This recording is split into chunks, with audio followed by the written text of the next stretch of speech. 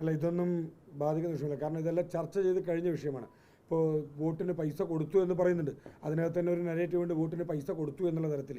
വോട്ടിന് അവിടെ പൈസ കൊടുത്തിട്ടില്ല എന്നുള്ളതിനെ സംബന്ധിച്ച് നിരവധി ചർച്ചകളും പ്രസ് മീറ്റുകളും എല്ലാം നടത്തി കഴിഞ്ഞതാണ്. ഇനി അതിനെക്കുറിച്ച് കൂടുതലായിട്ടൊന്നും പറയാനില്ല. കാരണം അവിടെ ഭാരതീയ ജനതാ പാർട്ടി ഒരു വോട്ടറെയും സ്വാധീനിക്കുവാനായിട്ട് പൈസ നൽകിയിട്ടില്ല. പിന്നെ ജനങ്ങളെ സംബന്ധിച്ചിടത്തോളം ഇത്തരത്തിലുള്ള വിവാദങ്ങൾക്ക് പുറകെ പോകാനല്ല താല്പര്യം. കഴിഞ്ഞ ഏതാണ്ട് ഒരു 7 മാസത്തിലധികമായി പാലക്കാടിൻ്റെ MLA നിരവധി വിവാദങ്ങളിൽപ്പെട്ടിരുന്നു. അദ്ദേഹത്തിനെതിരായ വിഷയങ്ങൾ ഇവിടെ ചർച്ച ചെയ്യപ്പെടാതിരിക്കാൻ പല നരേറ്റീവുകളും കോൺഗ്രസ് സൃഷ്ടിച്ചിട്ടുണ്ട്. പക്ഷേ അതൊന്നും ഈ തെരഞ്ഞെടുപ്പിൽ വിലപ്പോവില്ല. തീർച്ചയായും പാർട്ടി പ്രവർത്തകർ, സ്ഥാനാർത്ഥി ഉൾപ്പെടെ വലിയ രീതിയിലുള്ള വളരെ കഷ്ടപ്പാടിൻ്റെ ഏറ്റവും എക്സ്ട്രീം ലെവലിൽ പണിയെടുത്തുകൊണ്ട് കഷ്ടപ്പെട്ട് വേർപ്പൊഴുക്കി തന്നെയാണ് ഈ തെരഞ്ഞെടുപ്പിൽ പണിയെടുത്തിട്ടുള്ളത്. അത് ഈ തെരഞ്ഞെടുപ്പിൽ BJPയുടെ വിജയത്തിൽ കുറഞ്ഞതൊന്നും പാർട്ടി പ്രതീക്ഷിക്കുന്നില്ല. കഴിഞ്ഞ തവണ സ്ഥാനാർത്ഥി ലിസ്റ്റ് ഇറങ്ങിയപ്പോൾ പ്രശാന്ത് ശിവന്റെ പേരുണ്ടായി, ഇത്തവണ ഉണ്ടായിരുന്നില്ല. ഇത്തവണ ഈ മണ്ഡലത്തിൽ താങ്കൾ മത്സരിക്കും എന്ന് തന്നെയാണ് പ്രവർത്തകരൊക്കെ പറഞ്ഞത്. അങ്ങനെ എന്തെങ്കിലും നീക്കം ഉണ്ടായിരുന്നു? എന്തുകൊണ്ട് ഇത്തവണ മത്സരിച്ചില്ല? ഏതെങ്കിലും ഈ ഒരു ചോദ്യത്തിന് ഏതാണ്ട് 1 മാസം മുമ്പ് വളരെ വ്യക്തമായിട്ട് ഞാൻ മറുപടി പറയണം എല്ലാ പത്രക്കാരുടെ മുന്നിൽ. ഞാൻ മത്സരിക്കുന്നില്ല എന്ന് തീരുമാനിച്ച ഞാൻ തന്നെയാണ്. ഞാൻ മത്സരിക്കുന്നില്ല ഈ തെരഞ്ഞെടുപ്പിൽ എന്ന് ഞാൻ തന്നെ പാർട്ടിയുടെ നേതൃത്വത്തെ അറിയിച്ചിരുന്നു. ഇവിടുത്തെ തെരഞ്ഞെടുപ്പ് പ്രവർത്തനങ്ങൾ ഏകോപിപ്പിക്കുന്നതിൻ്റെ ചുമതല ഞാൻ ഏറ്റെടുക്കാമെന്ന് പാർട്ടിയോട് ഞാൻ ആവശ്യപ്പെട്ടിരുന്നു. പിന്നെ പ്രവർത്തകരുടെ മനസ്സിൽ പലർക്കും പല രീതിയിലുള്ള താല്പര്യമുണ്ട്. ഇപ്പോൾ ശിവരാജേട്ടനോട് ചോദിച്ചു കഴിഞ്ഞാൽ നരേന്ദ്രമോദി പാലക്കാട് വന്ന് മത്സരിക്കണമെങ്കിൽ അത് ഇഷ്ടപ്പെടുന്ന ആളുകളുണ്ട്. അപ്പോൾ ഇത്തരത്തിൽ പല ആളുകൾ പലരും വരണമെന്ന് ആഗ്രഹിക്കുന്നുണ്ട്. പക്ഷേ പാർട്ടി ഐക്യകണ്ഠേന തിരഞ്ഞെടുത്തൊരു പേരായിരുന്നു ശ്രീമതി ശോഭാ സുരേന്ദ്രൻ എന്നത്.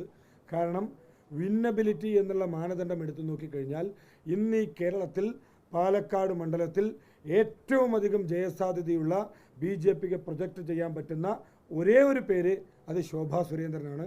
അതുകൊണ്ട് തന്നെയാണ് പാർട്ടി ഐക്യകണ്ഠേന ശോഭ ചേച്ചിയുടെ പേര് നിർദ്ദേശിച്ചത്. ഇതിനകത്ത് സ്ഥാനാർത്ഥി എവിടെയും തടഞ്ഞിട്ടൊന്നുമില്ല. അതിനകത്ത് വടക്കന്തറയിലുണ്ടായ വിഷയത്തെ സംബന്ധിച്ച് അവിടെ അന്ന് കാലത്ത് പിഷാരടിയുടെ ഭാഗത്തു നിന്നൊരു സ്റ്റേറ്റ്മെൻ്റ് ഉണ്ട്. പീഡനം എന്ന് പറയുന്നത് ഒരാളുടെ വ്യക്തിപരമായ കാര്യമാണ്. പീഡനത്തെക്കുറിച്ച് ചോദിച്ച സമയത്ത് അതിനെ സംബന്ധിച്ച് മാധ്യമങ്ങളിൽ ഉൾപ്പെടെ ഒരു വാർത്തയും വരുന്നില്ല. അതിനെ സംബന്ധിച്ചിട്ടുള്ള ചോദ്യങ്ങൾ ആവർത്തിച്ച് ചോദിക്കുന്നില്ല. ഇത് അവിടുത്തെ ജനങ്ങൾ ചോദിച്ചാണ് സ്ഥാനാർത്ഥിയോട്.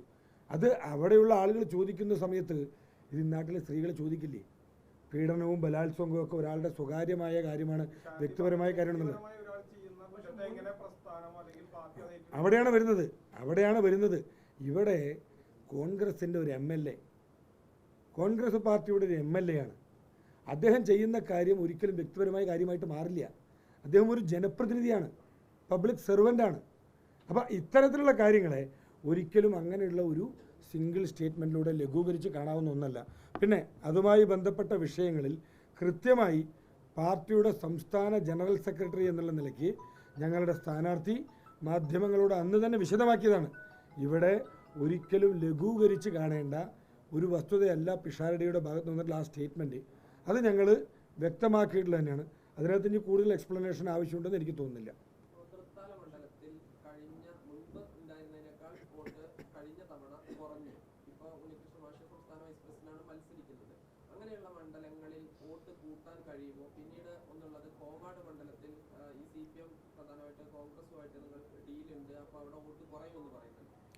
ഇവിടെ ഡീലിനെ കുറിച്ചൊക്കെ എത്രയോ ദിവസങ്ങളിൽ ചർച്ച ചെയ്താണ്. CPM പറയുന്നു കോൺഗ്രസ് ആയിട്ട് ഡീലുണ്ടെന്ന് പറഞ്ഞെന്ന് പറയുന്നു. ഈ പഞ്ചായത്ത് തിരഞ്ഞെടുപ്പ് കഴിഞ്ഞ സമയത്ത് പാലക്കാടിൻ്റെ MPയുടെ സ്റ്റേറ്റ്മെൻറ്റ് എന്തായിരുന്നു? ഇവിടെ പാലക്കാട് ചെയർമാൻ തൊട്ടടുത്ത് തന്നെ ഇരിക്കുന്നുണ്ട്. നഗരസഭാ ഭരണത്തെ താഴെ ഇറക്കുന്നതിന് വേണ്ടി ഒരു മതേതര മുന്നണി ഇവിടെ രൂപീകരിക്കണമെന്നും അതിൻ്റെ ഭാഗമായി എല്ലാ പാർട്ടികളും BJP അധികാരത്തിൽ നിന്ന് താഴെ ഇറക്കാൻ ഒരുമിക്കണമെന്ന് പറഞ്ഞ ആളാണ് ശ്രീ VK ശ്രീകണ്ഠൻ. അപ്പോൾ ഇത്രയും പരസ്യമായിട്ടൊരു പബ്ലിക് സ്റ്റേറ്റ്മെൻറ്റ് നടത്തിയ ആൾ പിന്നെ ഇവിടെ ഞങ്ങൾ ആരുമായിട്ട് ഡീൽ ചെയ്യേണ്ട ആവശ്യമുണ്ട്?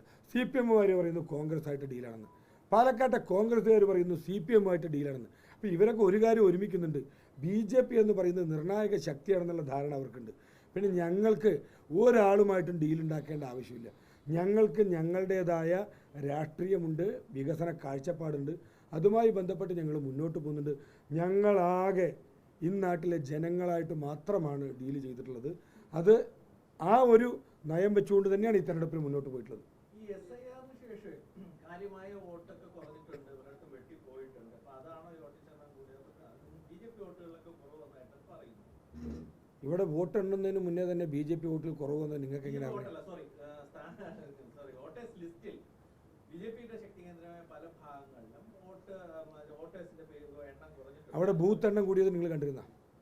വോട്ടേഴ്സ് ലിസ്റ്റിൽ കുറവ് വന്നിട്ടുണ്ട്, നിങ്ങൾ പറഞ്ഞത് 100% അംഗീകരിക്കുന്നു. പക്ഷേ അവിടെ ബൂത്തുകളുടെ എണ്ണം കൂടിയിട്ടുണ്ട്, അതുകൂടെ നമ്മൾ പരിശോധിക്കേണ്ടതായിട്ടുണ്ട്.